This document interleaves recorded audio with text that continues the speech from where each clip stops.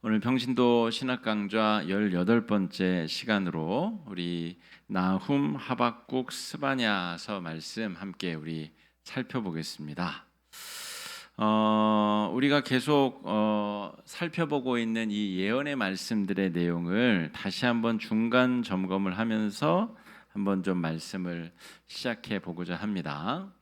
예언자들 그러면 여러 가지로 구분을 지을 수 있는데 문서 시대 이전의 예언자 아모스부터 이제 문서로 기록에 남기거든요. 하나님이 자기에게 주신 말씀의 내용을 기록으로 남긴 사람들 아모스, 호세아 요때부터 이제 기록에 남기게 되는데, 그러니까 문서 시대 이전의 예언자, 예를 들면 우리 판관기, 우리 사사라고도 하는, 그러니까 지금으로 치자면 재판관, 인도자, 정치인 이런 뜻입니다. 그 판관들, 뭐 드보라, 기드온, 삼손, 뭐 에훗 이런 사람들도 예언자 중에 든다고 볼 수 있어요. 왜냐하면 하나님의 뜻을 먼저 듣고 하나님의 뜻을 온 12지파를 다 규합하여서 하나님의 뜻을 완성시켰기 때문에 그렇게 볼 수 있다는 거죠. 사무엘 같은 경우 대표적인 비문서 예언자, 문서 이전 예언자, 엘리야, 엘리사 다 마찬가지죠. 이렇게 구분할 수 있겠다. 근데 이런 식으로 한번 딱 정리를 해두지 않으면 이게 성경을 읽어도 그냥 의무감과 그냥 읽어야 돼서 읽는 이렇게 될 가능성이 높은데 한 번씩 이렇게 정리를 하는 것이 좋겠다. 그리고 이제 대예언자, 소예언자 이렇게 나누는데 이것은 어떤 사람이 훌륭하다 이런 말이 아니고 예언받은 기록된 말씀의 양이 많으냐 적으냐 이렇게 봅니다. 그래서 이사야, 예레미야, 에가, 에스겔 뭐 요 정도까지를 우리가 대예언서라고 부르고요. 물론 뭐 다니엘 뭐 이렇게 늘 수도 있지만 대예언서 그러면 그 3명 정도를 우리가 치고요. 나머지는 이제 그 분량이 적다 하여 소예언서 우리 12명을 대표적으로 꼽는데, 그거는 기준에 따라서 12명을 소예언서로 꼽게 되면 무슨 문제가 생기냐면 12명은 덜 중요한 사람, 3명 혹은 뭐 다니엘까지 포함해 가지고는 큰 예언자, 중요한 예언을 맡은 사람 이렇게 구분할 수 있는데, 그렇게 구분하지 않기 위해서라도 이사야, 예레미야, 에스겔 정도를 분량이 많은 예언자 이렇게 기억하시고, 그 이외의 나머지 예언자들을 분량이 적은 예언자. 그러니까 우리가 흔히 성경 구분할 때 기초 성경 공부에서 소예언서를 12권으로만 딱 자르기 때문에 그들의 역할과 비중을 작게 보는 경우가 있는데 전혀 그렇지 않다 하는 것입니다. 오늘 우리가 살펴볼 우리 나훔, 하박국, 스바냐도 굉장히 중요한 예언의 말씀들을 하였고, 오늘 우리가 알고 있는 성경 상식들을 또 전복시키고 또 온전히 새롭게 하는 그런 내용들로 채워져 있다 이렇게 볼 수 있어요. 또 우리가 지금 공부하고 있는 이 예언자들을 구분의 내용 중에는 이런 것도 있습니다. 자기 민족을 상대로 한 예언자들이 있고 아예 이방 민족들을 예언으로 한 사람들이 있다 하는 거예요. 아모스 같은 경우는 남유다 사람인데 북이스라엘에 가서 예언을 하죠.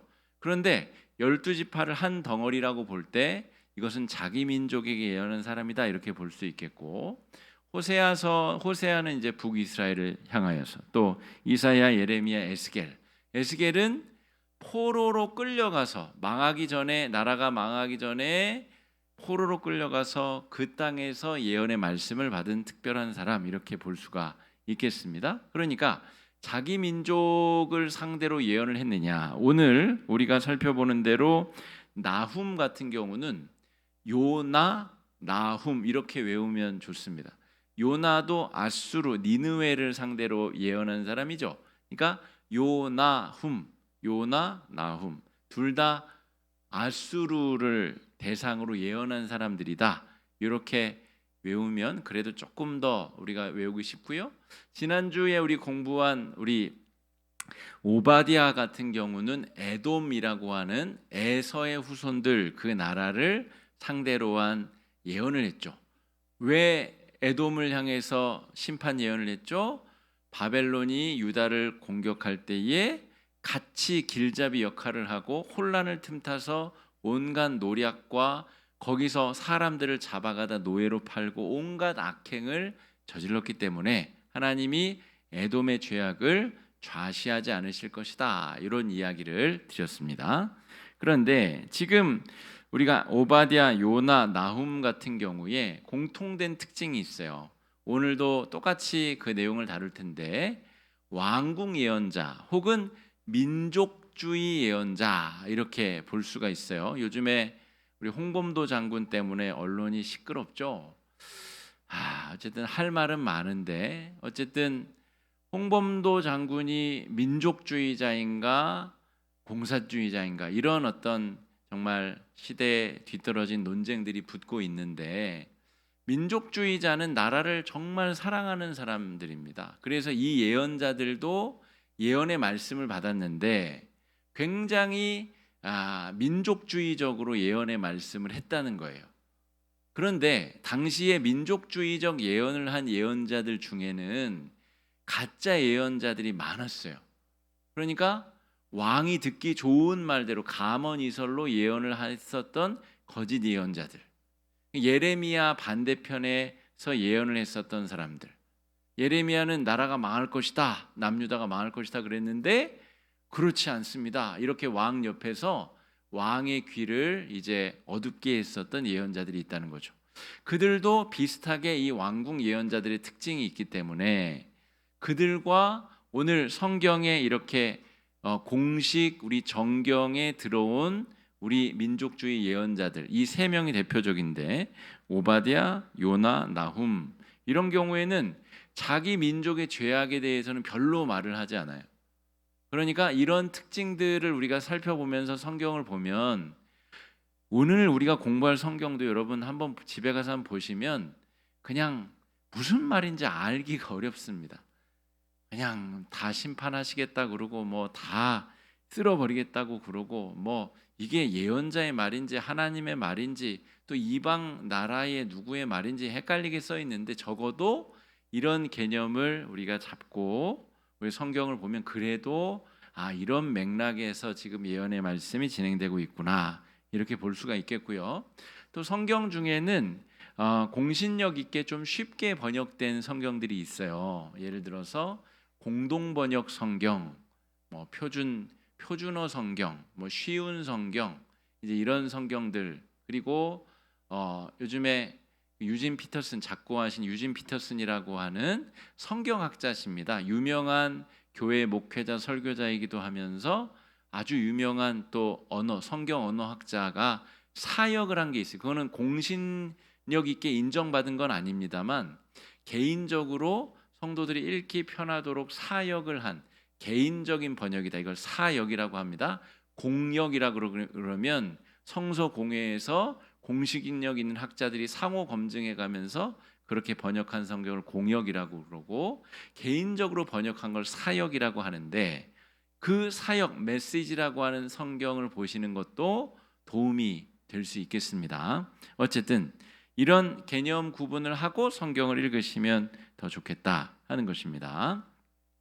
자, 여기서 이방 민족을 상대로 한 예언자들이 거짓 예언자가 아니라 하나님의 예언의 말씀을 담지한 것이라 한 것의 기준이 뭐냐면, 하나님은 한 민족의 신이 아니라 우주의 창조자이자 역사의 주관자, 당대에 날뛰던 아수르나 바벨론 역시 하나님이 치시면 그냥 한순간에 멸망할 수 있다라고 하는 내용을 이 지금 오바댜, 요나, 나훔 같은 경우는 동일하게 다루고 있어요. 그 당시에 왕들이 듣기 좋은 얘기를 하는 게 아니라 하나님이 악행을 저지르는 저 이방 민족들을 하나님이 치실 것이며 정의를 바로 세우실 것이다, 이런 내용들로 채워져 있다는 것이죠. 이런 구분점을 가지고 우리가 좀 읽으면 좋겠습니다. 오늘 우리 세 권의 성경 갈 길이 먼데 한번 열심히 가보겠습니다. 첫 번째 성경 나훔서입니다. 나훔서. 아까 어떻게 외우라 그랬죠? 요나, 나훔. 둘 다 아수르인데 당시의 아수르의 수도가 니느웨라는 도시였습니다. 그래서 요나가 니느웨에 가서 회개하라는 말씀을 전하게 되죠. 자, 그런데 나훔 시대에 대한 배경 이해를 어렵더라도 조금 하실 필요가 있습니다. 이게 이해가 안 되면 나훔서를 읽는 게 어려움이 있습니다. 가급적 쉽게 한번 설명을 해보겠습니다. 주전 663년부터 612년까지가 이 나훔의 활동 시기인데요. 지금 우리나라랑 비슷해요. 우리나라가 지금 중간에 껴있고 미국과 일본과 중국과 러시아 그 사이에 틈바구니에서 우리나라가 아주 힘겨운 근현대사의 역사를 가지고 있잖아요. 근현대사뿐 아니죠. 뭐 임진왜란, 병자호란까지 치면 뭐 조선 고려 시대까지 끊임없이 강력한 외세의 공격과 그 틈바구니에서 우리가 줄타기를 잘하며 잘 생존해 왔고 여기까지 왔습니다. 그런데 딱 이스라엘의 상황이 그러하다는 거죠. 그래서 인도의 역사학자 타고르가 우리나라를 그렇게 정말 동방의 등불이다. 그렇게 얘기하는 것도 그런 비슷한 맥락 가운데 있습니다. 그 강대국의 틈바구니 안에서 우리가 아주 질곡의 역사를 거쳐왔기 때문인데 이 나훔 또 하박국 스바냐가 예언할 당시가 이 아수르, 바벨론, 애굽이라고 하는 거대 제국 이 나라들은 인류 문명의 시작이 있었던 이 4대 문명 중에 2개 문명이 이 수메르 문명과 이집트, 애굽 문명입니다. 그 사이에서 이 3개 문명과 나라들 사이에서 이 이스라엘이 생존하면서 어려움을 겪었었던 내용들 이게 나훔, 하박국, 스바냐의 내용이라고 이렇게 볼 수가 있겠습니다.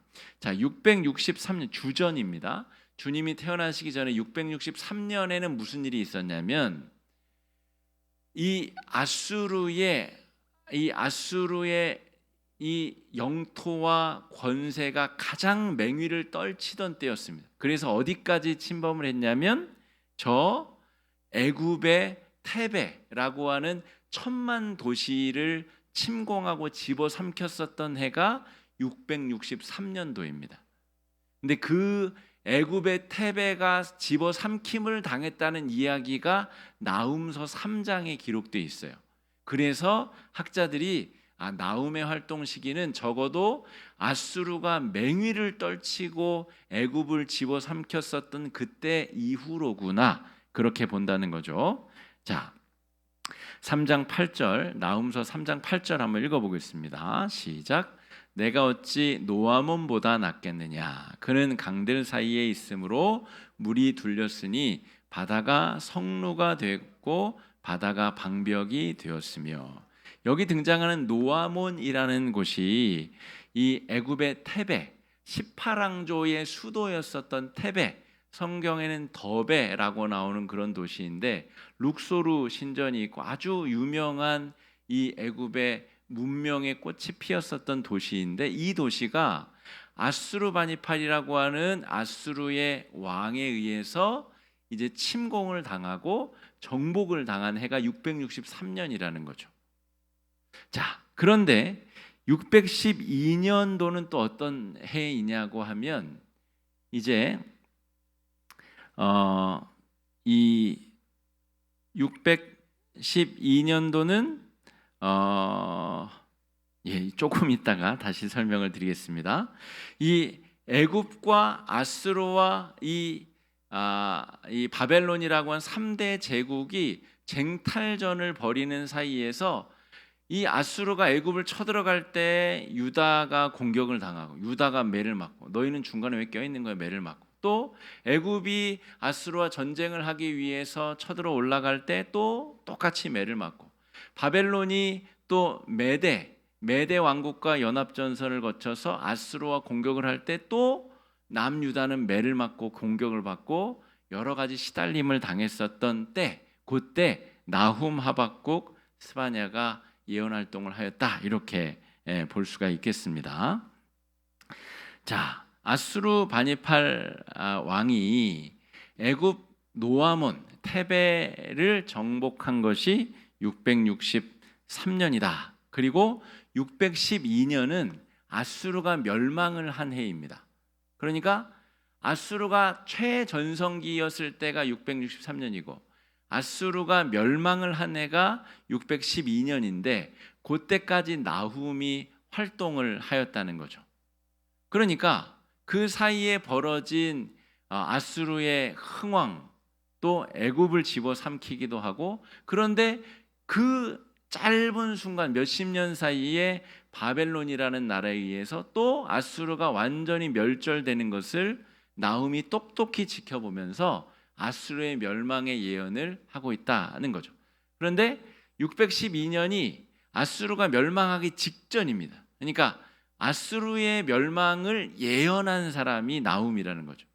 그러니까 멸망할 것이다 라고 예언이 끝나기 때문에 멸망한 것을 보았다고 할 수는 없으나 멸망하기 직전까지 나훔의 예언이 있었다, 이렇게 볼 수가 있겠습니다. 자, 오바댜, 에돔의 멸망을 예언했었던 오바댜처럼 유다 민족의 죄에 대해서는 언급이 없다라고 하는 거죠. 그러니까 왕궁 예언자 혹은 제의 예언자, 제사장, 제사를 드리는 성전 중심의 예언자, 왕궁 성전 중심의 예언자, 이렇게 볼 수가 있겠습니다.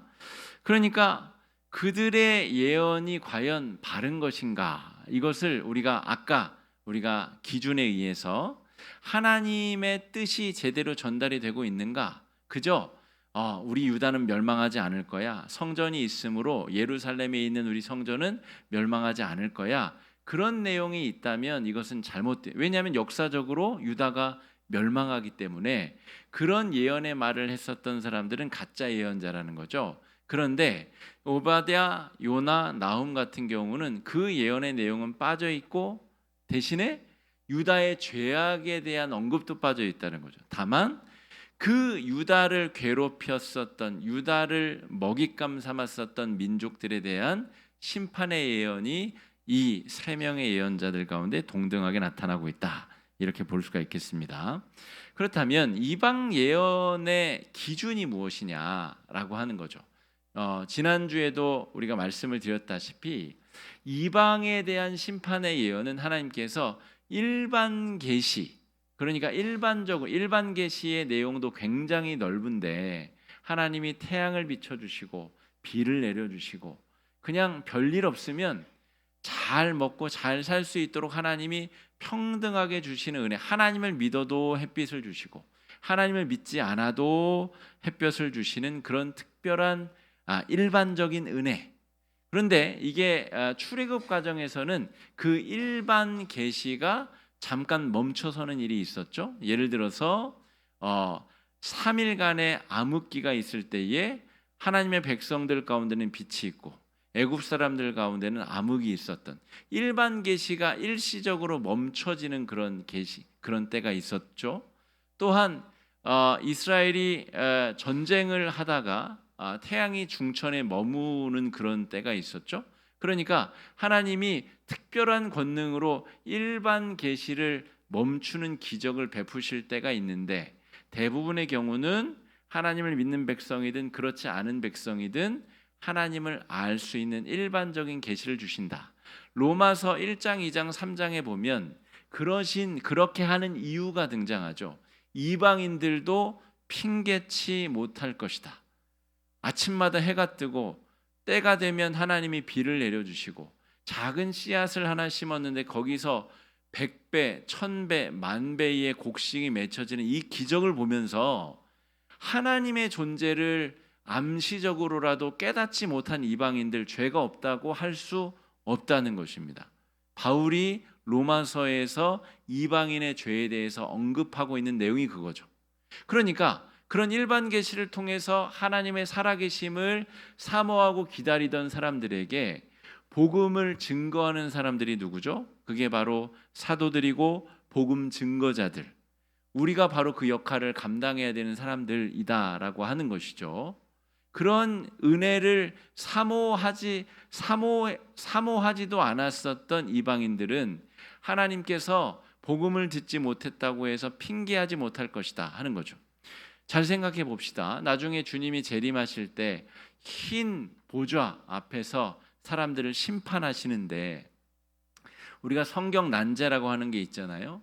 아이가 영아 때 살해를 당해서 죽었거나, 아니면 정말 저 아마존 오지에 살다가 복음을 듣지 못하고 죽은 사람이 있거나, 예수님께서 어떤 사람으로 그 사람에게 심판을 하실 것이냐. 이순신 장군, 우리 세종대왕, 아주 좋은 일을 많이 했는데 복음의 시대를 살지 못했다가 죽음을 맞이한 사람들은 그러면 천국에 갈 거냐 지옥에 갈 거냐. 아주 중요한 성경의 난제죠. 이 문제들을 이 일반 계시의 측면에서 우리가 상상하고 추측할 수 있다는 거죠. 여기서 제가 상상과 추측이라는 단어를 쓴 것은 그렇다라고 말할 수 있는 사람은 아무도 없어요. 하나님의 영역이고 하나님이 최후의 날에 하실 방법을 우리가 유추하고 추측하고 성경의 다른 기준에 의해서 우리가 빗대어 생각할 수 있는 거죠. 오늘 이 나훔서에 등장하는 아수르가 왜 멸망하여야 되는가? 일반 계시적 차원에서 하나님께서 나훔을 통해 예언하고 계시다는 겁니다. 너희가 도를 넘었다는 거예요.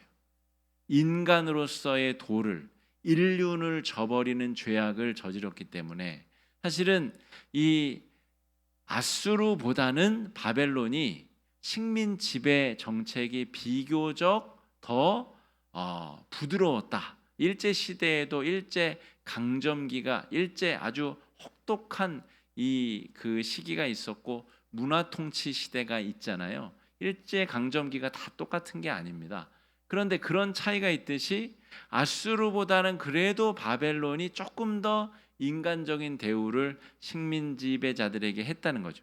그 식민 지배인들에게. 근데 아수르는 정말 악랄한 짓을 많이 했습니다. 강제 이주를 시키고 혼혈 정책을 써서 민족을 완전히 으깨버리고 뭉개버리는, 온전히 그냥 아수르인으로서 살라는 거죠. 그런다고 민족이 없어집니까? 그 민족의 역사가 사라지는 게 아닌데 아수르가 그렇게 했다는 거죠. 바벨론은 그거보다 조금 더 나은 통치를, 그리고 페르시아는 오히려 더 부드러운 통치를, 자기들의 본국으로 돌아가서 자기들의 신을 섬기면서 살 수 있는 자치권까지. 그래서 유대인들이 다시 예루살렘으로 돌아올 수 있게 되는 거죠. 페르시아는 너희 땅으로 돌아가서 너희 신을 마음껏 섬겨도 돼. 다만 반역을 일으키지 말 것이며 세금만 잘 낸다면 우리는 너희들의 자치권을 인정할 거야. 이런 단계까지 페르시아는 갔다는 거죠. 근데 그런 기준으로 볼 때도 하나님이 아수르를 징계하시고 징치하실 만한 충분한 이유와 근거가 된다라고 하는 것입니다. 자, 그래서 이런 기준에 의해서 아수르 너희들은 해도 너무한다. 인륜과 천륜을 저버리고 도대체 도덕이라고는 찾아볼 수 없는 악랄한 민족이다. 그런 민족을 하나님께서 가만히 내버려 두실 리가 없다. 하나님이 너희를 책벌하실 것이다. 이런 내용이라는 것이죠. 자, 아수르가 멸망할 것이니. 그런데 그 다음 단계에서의 민족주의자인 나훔은 그 예언의 방향이 어떻게 흘러가냐면, 그 악인들을 징벌하시고 이제 그 아수르가 멸망할 것이니 그 다음에는 어떻게 될까? 기분 좋은 상상을 하는 거죠. 아, 이제 우리나라는 더 잘 살게 될 거야. 이제 우리나라는 다윗과 솔로몬 시대처럼 부국강병의 시대를 맞이하게 될 거야. 그렇게 기분 좋은 상상을 하고 있다는 거죠. 그건 나훔의 자유죠. 하나님께서 나훔에게 그런 계시를 보여주었다라고 하기보다는, 예언사라고 해서 여러분 전체가 다 하나님이 주신 말씀을 그대로 옮겨 적은 게 예언의 말씀이 아닙니다. 하박국 같은 경우도 하나님 앞에 두 개의 중요한 질문을 던집니다. 그러니까 그런 질문, 자기의 행복한 상상을 적은 내용, 이런 내용들이 예언서 안에 이제 계속 들어가 있다는 거죠. 나훔은 그런 행복한 상상을 하며 자기의 상상을 이 예언서 안에 집어넣습니다. 아수르가 멸망하게 되면 이제 드디어 우리는 외세로부터 자유로워지고 이제 부국강병 행복한 나라를 살게 될 거야. 나훔서 2장 2절 한번 읽어보겠습니다. 읽어보겠습니다. 시작. 여호와께서 야곱의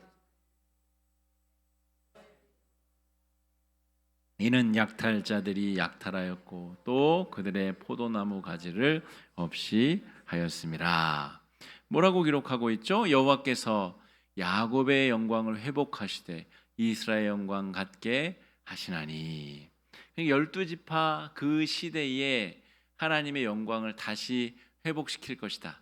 북이스라엘은 이미 멸망했는데 이스라엘의 영광 같게, 우리를 다윗과 솔로몬의 시대 같게 해주시기를 바란다. 그런 기대와 소망이 있다, 이런 말입니다.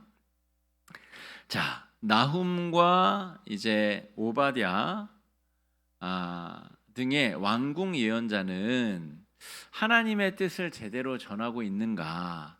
근데 어쨌든 이 정경 안에 이 예언의 말씀이 들어왔다는 것은 그 예언의 말씀이 실제로 응하여진 것. 예를 들어서 이미 다 역사가 지난 다음에 정경이 확립되기 때문에 우리 민족은 안 망합니다. 왜냐하면 언약궤가 우리 가운데 있고 예루살렘 성전이 있는 우리는 안 망합니다. 그런 거짓 예언자들의 예언의 내용과 책들은 다 정경에서 빠졌다는 거죠. 역사적으로 볼 때 정경화 과정에서 이것이 정말 하나님의 예언의 말씀이 맞다라고 하는 검증 과정이 있었고, 하나님의 뜻이 이방에 대해서 어떻게 확실하게 이루어지는가라고 하는 내용이 펼쳐진다는 것이죠. 주전 8세기 예언자들이 굉장히 중요한데, 아모스, 호세아, 이사야 이런 예언자들이 왜 중요하냐면 하나님께서 그 전까지는 그냥 히브리 민족의 신, 가나안 땅에 정착한 이스라엘 민족의 어떤 민족 신의 이미지가 강했다면, 주전 8세기의 예언부터 하나님이 아수르를 징치하시고 또 여러 민족들을 하나님께서 혼내시고 꾸짖으시고 징벌하시는 예언의 말씀들이 본물처럼 터져나오기 시작합니다. 그리고 히브리어, 고대 히브리어가 널리 퍼지기도 했던 시기이기도 합니다. 주전 8세기가. 그런 이유 때문에 주전 8세기 예언자들의 내용이 굉장히 중요한데, 하나님이 온 인류의 통치자, 주관자, 구원자로서 맹위와 이름을 떨치는 시기다 하는 거죠. 근데 반면 하나님의 백성들은 점점 쪼그라들고 있어요. 죄짓고 멸망, 북이스라엘은 이미 망했고 남유다는 계속해서 이 외세의 침탈과 어려움을 겪고 있고, 주전 8세기부터 시작된 그 위대한 예언의 말씀들이 성취되면 성취될수록 이스라엘과 유다는 망하거나 쪼그라들고 있고 하나님의 명예는 더 널리 퍼져나가고 있다 하는 거죠. 이게 예언서를 도도히 흐르는 하나님의 말씀의 맥락이다, 이렇게 볼 수가 있겠습니다. 자, 하박국으로 넘어가기 전에 혹시 나훔과 관련된 질문이 있으실까요? 의문이나 질문이 혹시 있으시면 혹시 이따가라도 좀 해주시면 좋겠습니다. 하박국으로 한번 넘어가 보겠습니다. 하박국, 우리가 지난 주일 설교 때도 잠깐 제가 하박국을 인용했었는데, 하박국에도 우리가 너무나 잘 아는 그런 말씀들이 있습니다. 그런데 어쨌든 하박국이라는 사람, 선지자가 하나님 앞에 질문을 던지는 내용입니다. 하나님이 살아계신데 왜 이런 일이 있어야 됩니까?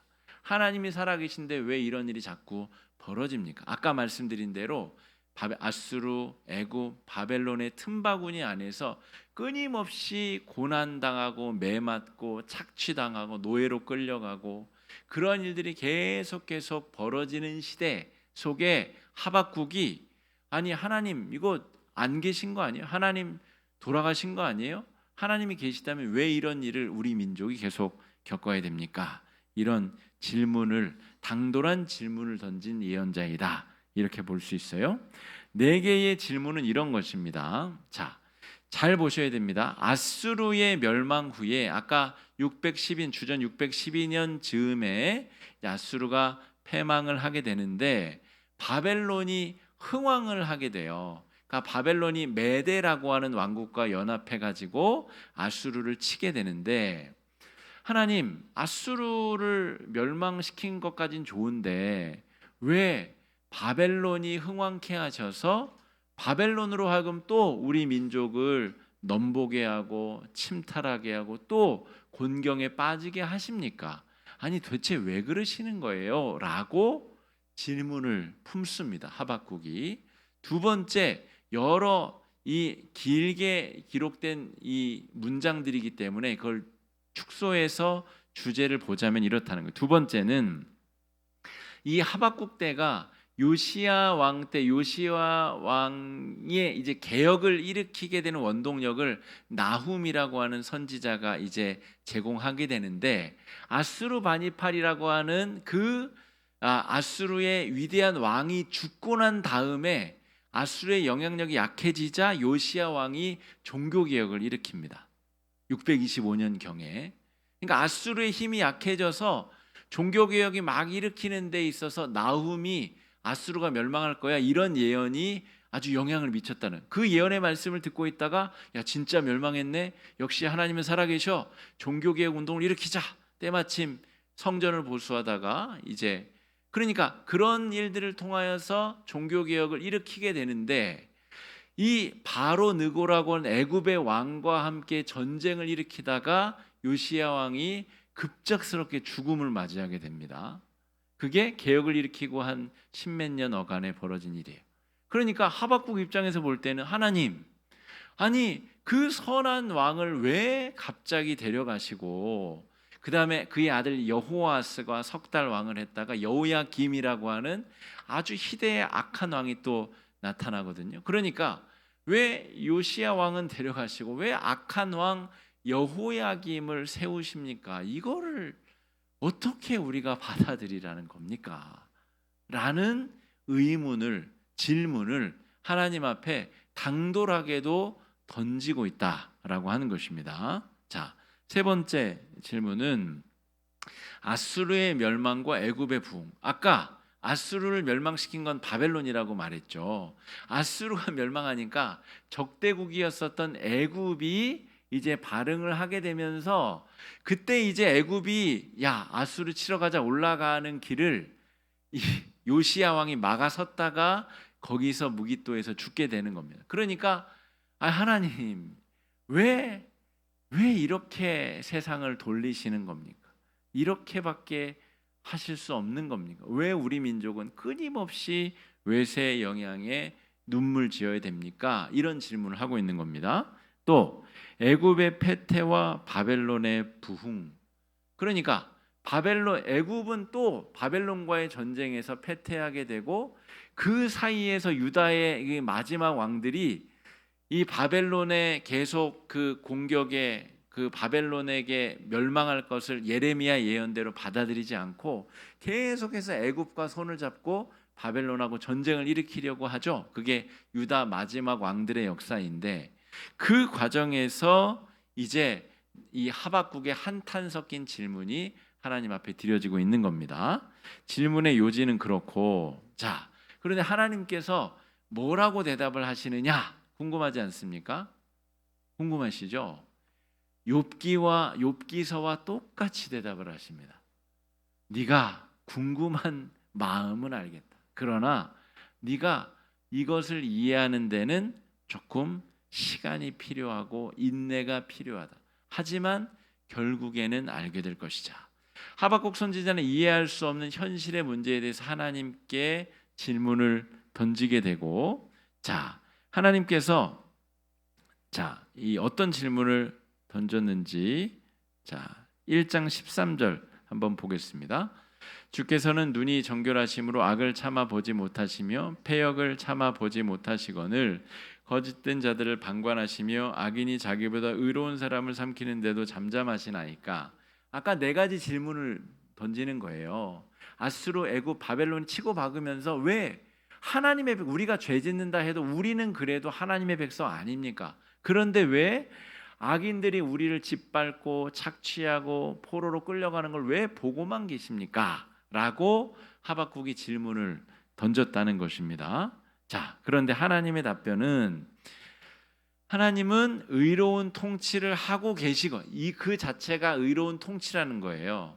하나님이 이방 민족들을 몽둥이로 들어서 하나님의 백성들을 이리 한 대 치고 저리 한 대 치고 정신 차리라고 계속 말씀을 하시는데 너는 그것을 그 이유를 쉽게 이해하거나 알아차리기는 어려울 거다. 욥기서도 38장부터 하나님이 욥기에게 수십 가지의 질문 세례를 쏟아붓지 않습니까? 야, 너 내가 세상 만들 때 너는 뭐 했니? 야, 이 지구가 어떤 원리로 돌아가는지 너는 알고 있니? 이 세상에 네가 깨닫지 못하는 원리들이 얼마나 많은지 알고 있어? 이 세상에 얼마나 희한한 동물들이 많은지 알고 있어? 계속해서 수십 가지의 질문을 던지는데 욥이 한 가지도 대답을 할 수가 없어요. 내가 이 세상을 운행하고 있는 게 맞아. 그런데 너는 그 원리를 쉽게 깨달을 수가 없을 거야. 역사의 수레바퀴가 너무너무 거대하기 때문에 그것이 수레바퀴처럼 둥글다는 것을 너는 인식하지조차 못할 거야. 여러분, 바꿔 말하면 우리 지구가 공전과 자전을 반복하고 있는데 엄청난 속도로 자전과 공전을 하는데 우리는 지구가 돌고 있다는 것을 실감하지 못하죠. 그래서 역사에서 수많은 시간 동안 태양이 지구를 돈다라고 사람들이 생각을 했습니다. 공전과 자전을 하고 있다는 것은 지구가 너무 크기 때문에 그 속에 속한 우리는 그것을 깨닫지 못한다는 거죠. 하나님의 말씀이 하박국에게 그렇게 들려지고 있는 겁니다. 야, 너는 잘 모르겠지만 이 모든 것을 내가 하고 있는 거야. 그런데 너는 아마 느끼지 못하겠지.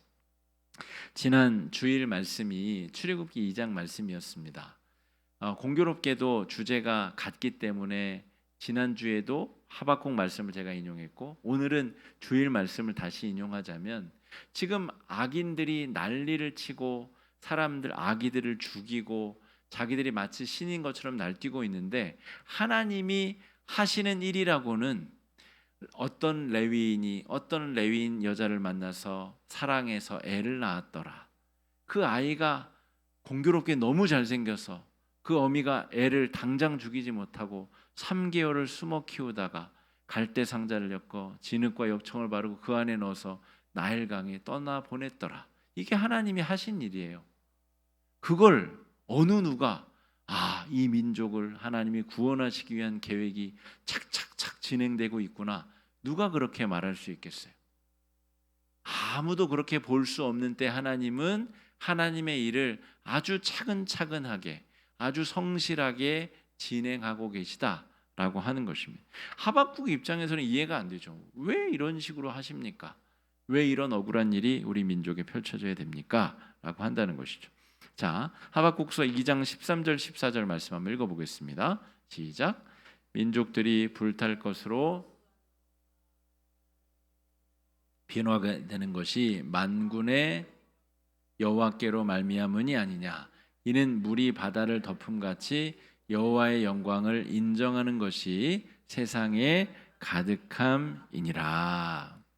그러니까 질문을 하는 도중에 하박국이 자기도 모르게 깨닫게 되는 겁니다. 이게 하박국의 아주 놀라운 묘미입니다. 여러분, 우리가 깨달을 수 없는 인생의 질문들을 가지고 하나님 앞에 계속해서 질문을 던져야 되는 이유가 거기 있습니다. 땅콩 박사라고 불리는 조지 워싱턴 카버 박사도 자기가 이 미국 남부에 이 면화 재배로 땅이 황폐화됐을 때 하나님 앞에 질문을 던지고 땅콩 재배에 대한 어떤 실마리를 얻어 전 미국 남부 전역에 땅콩 농사를 짓게 하죠. 근데 땅콩이 너무 많아지니까 이제 또 그것이 문제가 돼서 또 하나님 앞에 계속 질문을 던집니다. 하나님, 왜 저한테 땅콩을 심으라고 했습니까? 왜 이렇게 하셔서 저로 이렇게 곤경에 처하고 어려움에 빠지게 하십니까? 계속 질문을 던지자 하나님께서 그에게 지혜를 주셔서 끊임없이 연구를 하게 하셔서 땅콩 기름으로 말미암은 수많은 공산품들을, 화학 제품들을 개발하게 하시고 그 위기에 처한 미국 남부의 백성들을 살려내게 하십니다. 그러니까 여러분, 우리가 하박국처럼 끈질기게 의문을 품고 질문을 던져야 될 이유가 여기 있는 거죠. 왜 하나님 이런 어려움이, 이 민족에 이런 어려움이 계속 있어야 되는 겁니까? 질문을 던지는 가운데 우리도 하박국처럼 자기도 모르게 깨달아지게 되는, 오늘 2장 13절 14절에서 지금 고백하는 내용이 뭐예요?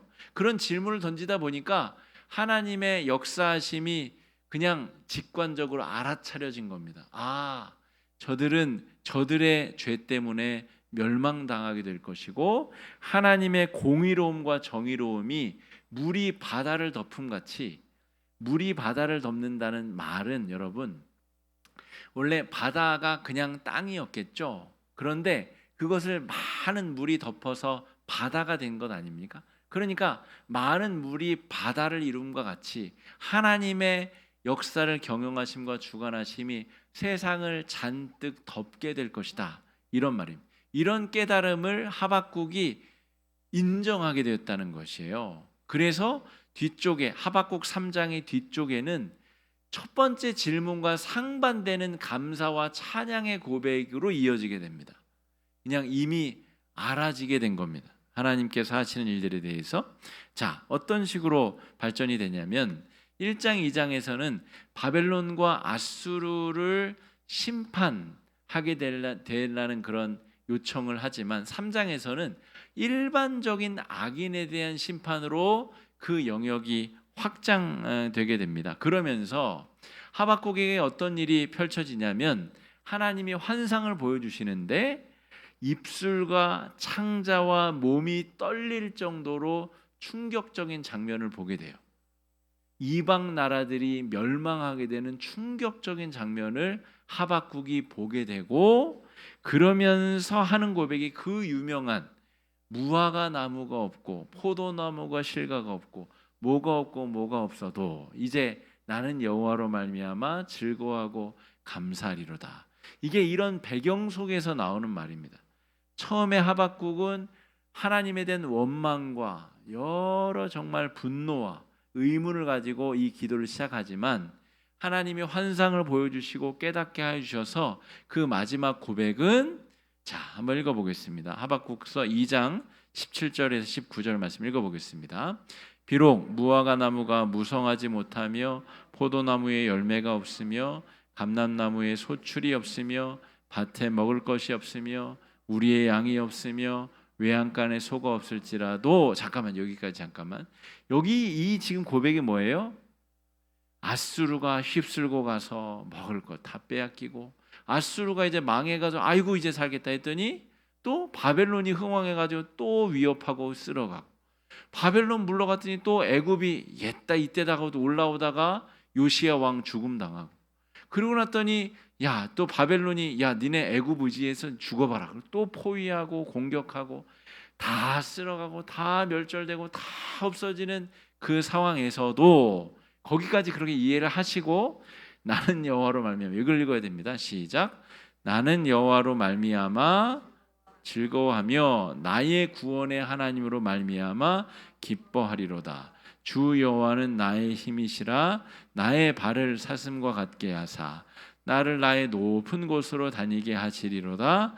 이 노래는 지휘하는 사람을 위하여 내 수금에 맞춘 것이니라.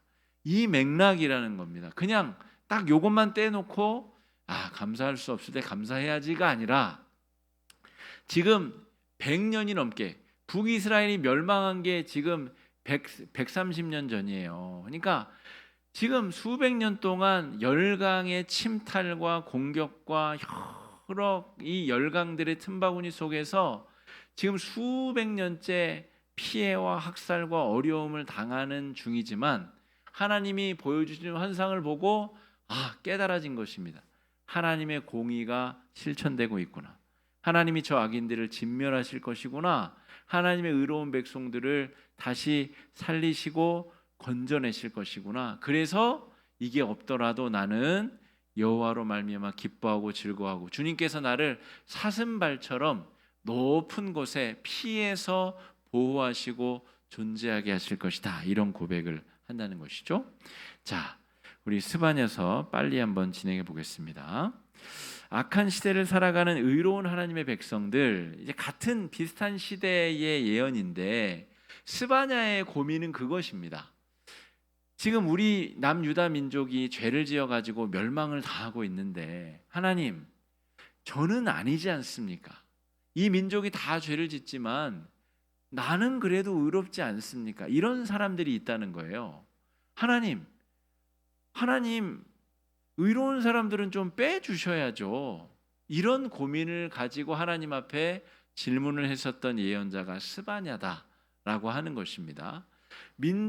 내가 유대인이라는 이유만으로 무조건 구원을 받아야 된다라고 하는 악인들도 있지만 정말 하나님을 신실하게 믿는 사람들은 아니 하나님, 이 민족이 죄를 지었다고 해도 하나님 앞에 의롭게 살려고 하는 저와 몇몇 사람들은 특별 대우를 해주셔야 되지 않겠습니까? 라고 이야기를 하고 있다는 거죠. 시대적 배경은 아까 663년 우리 나훔 663년에서 612년 이게 그 나훔의 시기라면 이 스바냐는 630년쯤입니다. 그러니까 이 아수르 바니팔 왕이 죽기 전에 이제 요시야 왕이 종교 개혁을 일으키기 전에 이제 뭐 그런 상황이에요. 그런데 이 므낫세와 아몬의 죄악과 이 우상 숭배가 창궐하던 그런 시대에 하나님께서 이 백성의 죄악들 여러 선지자와 예언자들을 통해서 말씀하시고 계신데 그 가운데 하나님은 의로우신데 하나님의 백성들은 그 거룩하심에 미치지 못하고 있다. 이런 고민을 하고 있다는 것은 의롭게 살려고 하는 사람이라는 겁니다. 하나님의 백성들이 왜 이렇게 죄악 가운데 매몰되어 있을까? 그리고 하나님께서 이제 심판을 하실 것인데 심판을 하실 때에 남은 자, 심판을 피해서 보존되고 남는 자들은 누구인가? 그들의 운명은 어찌 될 것인가? 하나님께서 그들마저도 바벨론에 팔아넘기시고 포로로 끌려가게 하실 것인가? 이런 질문들이 있다는 거죠. 자, 그래서 스바냐서가 하고 있는 주제의 핵심은 무엇이냐면 유대인만의 구원이 아니라 이제 인류 전체의 구원의 문제로 예언자의 눈이 확대되고 있습니다. 민족이라는 이름으로 우리가 보존되지도 않을 뿐더러 그 민족에 속한다고 해서 하나님이 똑같이 심판하지도 않으시는구나. 하나님이 심판의 몽둥이를 내려치시지만 그 가운데 남은 자들이 있는 것처럼 하나님께서 개인적인 신앙에 따라서 평가를 다르게 하시는구나. 그것이 유대인뿐만이 아니라 이방인에게도 똑같이 그 이야기가 전해지겠구나. 이렇게 스바냐서는 이제 구원에 대해서 그 개념이 이방인에게까지 확대되고 있다는 것입니다. 그것이 스바냐서가 가지는 중요한 의미입니다. 민족과 혈통으로 구원받는 것이 아니라 개인의 신앙에 따라서 하나님께서 우리를 구원하시고 책임지신다. 이게 스바냐서의 내용인데 우리가 잘 아는 내용 스바냐서 3장 17절 말씀 한번 마지막으로 읽어보겠습니다. 시작. 너의 하나님 여호와가 너의 가운데에 계시니 그는 구원을 베푸실 전능자이시라. 여기까지요. 여러분 이건 너무 유명한 구절이라 우리 찬양도 부르고 너무 잘 아는데 이 말의 의미가 뭔지 아세요? 네가 유대인이라서 유다 백성이라서 이제 바벨론의 공습과 침공을 당해서 이제 멸망을 앞두고 있는데 예레미야의 내용이 그거잖아요. 그런데 뭐라고 쓰여 있어요? 너의 하나님 여호와가 너의 가운데 계시니. 개인적인 신앙의 중요함을 일깨우고 계시다는 거예요. 재앙이 임하겠지만 내가 남은 자들을 살려둘 거야. 내가 남은 자들을 남겨두고 그 멸망하는 자들 가운데서 너희들을 보존하고 살리고 다시 돌아오게 할 거야 라고 하는 내용이 스바냐서 3장 17절의 내용입니다. 그는 구원을 베푸실 전능자시라. 읽어보겠습니다. 그가 너로 말미암아 기쁨을 이기지 못하시며 너를 잠잠히 사랑하시며 너로 말미암아 즐거이 부르며 기뻐하시리로다. 그러니까 여러분, 이 내용들을 볼 때 그 남유다 백성들의 죄악 가득한 세상 속에서 하나님이 하나님을 경외하는 사람들을 꼭꼭꼭꼭 집어서 너의 속에 계신 너의 하나님, 내가 너로 말미암아 기쁨을 이기지 못하고 너로 말미암아 내가 즐거워하고 잠잠히 너를 사랑한다고 하는 사랑 고백을 그 남은 사람들에게 하고 계시다라고 하는 것입니다. 이것이 스바냐서가 가지는 아주 중요한 영적인 의미입니다. 여기서부터 시작해서 이제 베드로가 이제 이방인을 향해서 세례를 베풀고 복음을 전하고 나아가서 바울이 열방으로 나가서 복음을 전하게 되는 신학적인 기초가 이미 구약 예언서에서부터 과감하게 열려지고 펼쳐지고 있다라고 하는 것입니다. 그러니까 여러분, 우리가 믿고 있는 기독신앙은 갑자기 신약 시대에 바울이 만든 김용옥 같은 사람, 도울 김용옥 씨 같은 분 있잖아요. 신학을 전공하신 분인데 말을 함부로 하시는 경향이 있어요. 그러니까 배운 지식이 많으시기는 하나 넓게 알 뿐이지 정말 깊이 아시는 게 없음에도 불구하고 용기 있게 자기가 모든 걸 아는 것처럼 그렇게 말하는 경향이 있는데 마치 기독교의 역사를 바울이 만들어낸 바울의 종교처럼 그렇게 설명할 때가 있습니다. 그렇지 않다는 거예요. 잘 모르면 말을 하지 않아야 되는데 마치 다 아는 것처럼 그렇게 호도하지만 기독교의 역사는 바울부터 시작되는 게 아닙니다. 창세기부터 계시록까지 통전적으로 하나님의 구원 계획이 하나님의 아들 예수 그리스도를 정점으로 앞뒤를 통해서 유기적으로 연결되어서 펼쳐져 나가는 것이지 바울의 생각으로 그냥 정리해서 그냥 성경 몇 권 썼다고 해서 기독교가 그렇게 만들어진 것이 아니다 하는 거죠. 이미 오바댜서 안에 너의 하나님 여호와가 너의 가운데 계시니 그 죄악 가운데 있는 유대 백성 중에서도 하나님의 백성들을 향한 하나님의 특별한 계시를 말씀하고 계시다라고 하는 것입니다. 자, 우리 함께 생각할 질문을 좀 함께 살펴보면 하나님의 살아계심과 역사하심을 우리가 좀 늘 느낄 수는 없을까? 우리 예언서 말씀을 읽으면서 우리가 정말 죄 지은 다음에 하나님 혼내실 때만 깨닫는 것이 아니라 하나님의 살아계심과 주권과 역사하심을 늘 느끼면서 그렇게 우리가 살아갈 수는 없을까? 이런 고민을 좀 해봤으면 좋겠는데요. 우리 함께 생각해 볼 질문의 답을 한번 같이 읽어보겠습니다. 시작. 하나님의 살아계심과 역사하심은 다양한 방법으로 깨달아지고 느낄 수 있다. 과거의 역사적 사실을 통하여서 자연의 무자비한 힘 앞에서 진리의 말씀을 묵상하거나 기도하는 중에 무엇보다 십자가 위에서 우리는 논리와 합리를 뛰어넘는 기적과 같은 깨달음이 찾아오는 순간을 발견하게 된다. 하박국 같은 경우는 그런 질문을 가지고 하나님 앞에 섰다가 하나님으로부터 깨달음을 얻게 되죠. 그리고 감사의 고백으로 이제 마무리를 짓게 되는 거잖아요. 우리가 여러 상황 속에서 하나님의 현존과 역사를 주관하심을 알아차리고 믿을 수 있다는 거죠. 나에게 벌어지는 기적적인 사건을 통하여서 하나님께서 갈 길을 보여주시고 꼭 필요할 때 꼭 필요한 사람을 만나게 해주시는 것을 통하여 아침에 해가 뜨는 것을 통하여 산책하다가 산뜻한 공기를 접하는 것을 통하여 각양 방법을 통하여 우리는 하나님의 살아계심과 역사 속의 주권을 인정하고 고백할 수 있고 늘 경험할 수 있게 되겠다 하는 것입니다. 네. 여기까지 혹시 질문이 있습니다. 네, 이영옥 권사님. 네.